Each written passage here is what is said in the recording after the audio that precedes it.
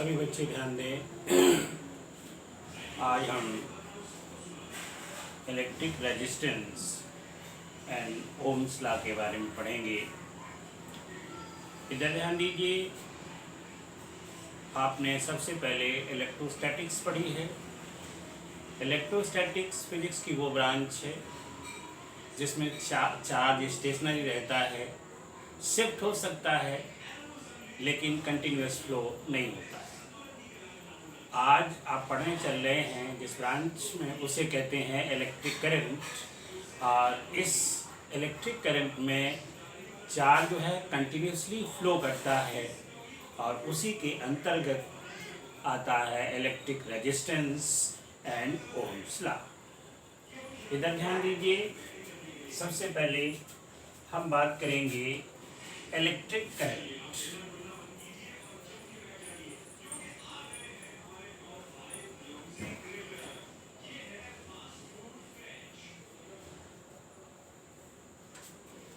इधर ध्यान दें, एक कंडक्टर है। इस कंडक्टर का area of cross section A. इसके दोनों सिरों के मध्य पोटेंशियल V अप्लाई किया जाता है। ऐसा करने से इसमें करंट चलने लगती है I।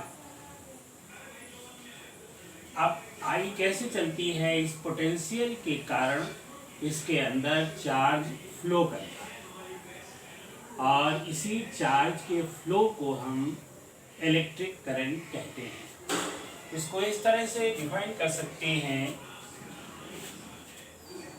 Electric current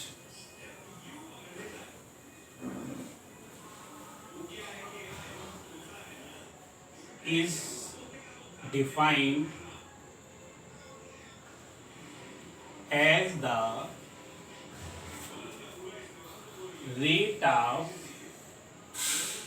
flow of charge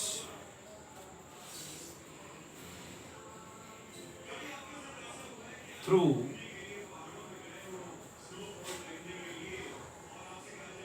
a conductor।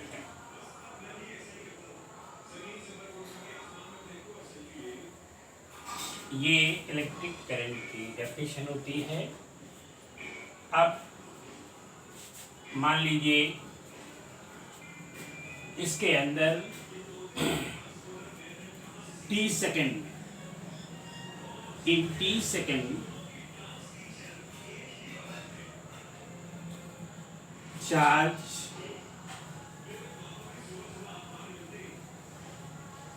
Flow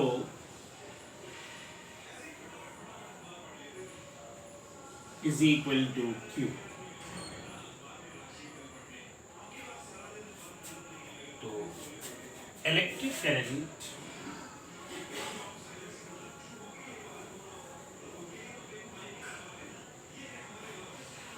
I is equal to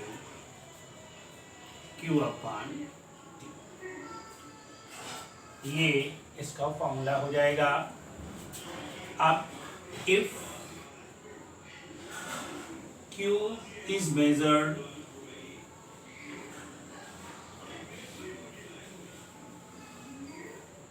in coulomb and time is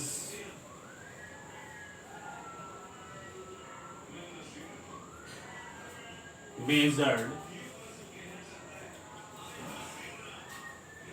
in second,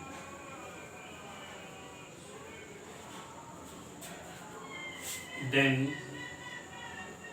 unit of current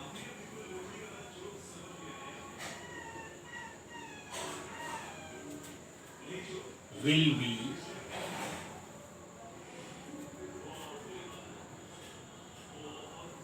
coulomb पर सेकंड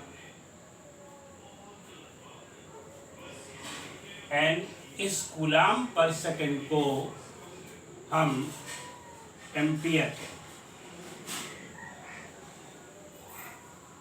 यानी यही चीज एम्पियर के बराबर है, यानी unit of current,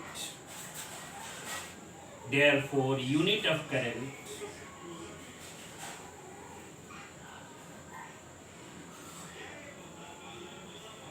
is ampere.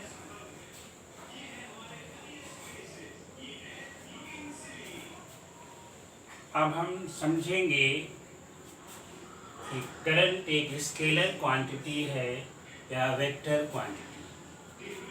तो यहाँ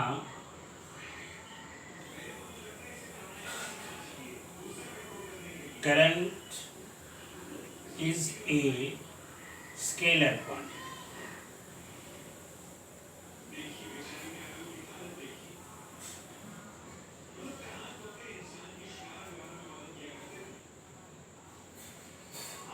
ध्यान दीजिए, जब आप दो वेक्टर्स लेते हैं, मान लीजिए दो वेक्टर्स हैं जो 90 डिग्री पर इस तरह से बने हुए हैं और ये 4 न्यूटन का है और ये 3 न्यूटन है, ये फोर्सेस। अब जब इनको जोड़ा जाता है तो एक नया वेक्टर मिलता है जो 5 न्यूटन आता है। यानी अगर इस फोर्स को हम वेक्टर ए मान लें और इसको वेक्टर बी मान लें और इसको वेक्टर आर मान लें, तो यहाँ आता है vector A plus vector B is equal to vector R. और आर मैग्नीट्यूड, ये एंगल 90 डिग्री का है, तो ये आ जाएगा अंडर रूट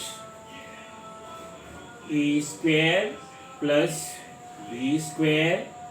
और इस स्थिति में यह आ जाएगा 4 का स्क्वायर प्लस 3 का स्क्वायर और इस तरह से ये 5 न्यूटन फोर्स आएगा। ये वेक्टर हैं।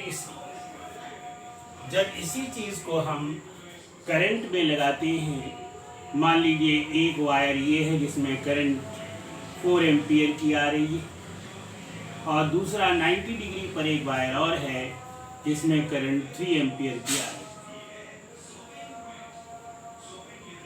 अगर इन दोनों तारों को मिलाकर आगे एक सिंगल वायर में करंट जा रही हो तो अगर आप मेज़र करें तो ये 7 एम्पियर हो जाता है। अर्थात यहाँ पर जो रिजल्टेंट करंट है वो 7 एम्पियर आती है और ये बिल्कुल एल्जेब्रिक सम है, यानी 4 + 3 = ये इस तरह से सीधे सीधे जोड़ दिया गया है।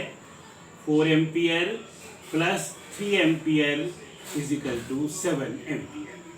प्रैक्टिकली यही आता है। इससे पता चलता है कि electric current is a scalar quantity, it is not a vector quantity. अब इसके बाद हम पढ़ते हैं करंट में कि करंट डेंसिटी क्या हो। यहाँ अगला टॉपिक है करंट डेंसिटी।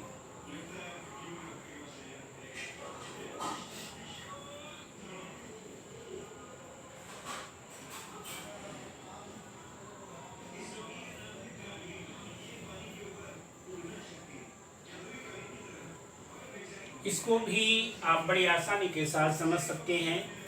यहाँ ध्यान दीजिए, ये एक कंडक्टर है, इस कंडक्टर का कोई एक पॉइंट है जिसका area of cross section A है और इसमें करंट आई चल रही है। अब ये आई करंट इस एरिया ऑफ क्रॉस सेक्शन से हो करके जाएगी और बाहर निकलती है।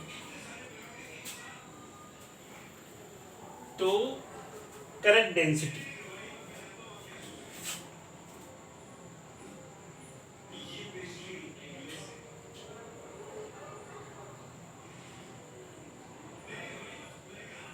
J is equal to I upon E। अब इसको किस तरह से डिफाइन करेंगे?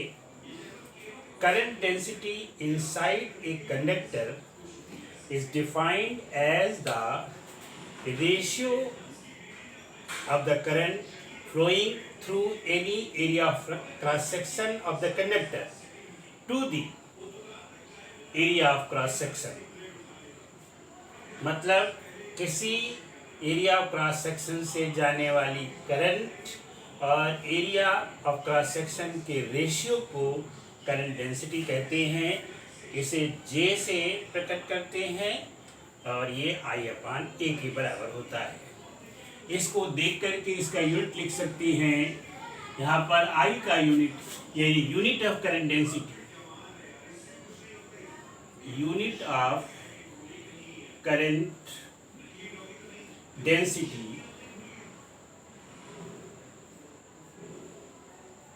J is equal to ampere per metre square.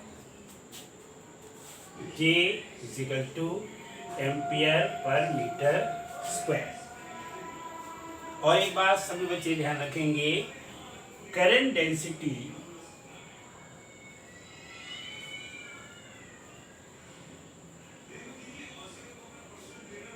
Is a vector quantity.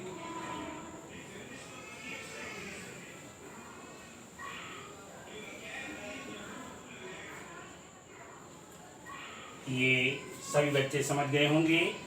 Current एक स्केलर क्वांटिटी है जबकि करंट डेंसिटी एक वेक्टर क्वांटिटी है। इसको सभी बच्चे याद कर लेंगे।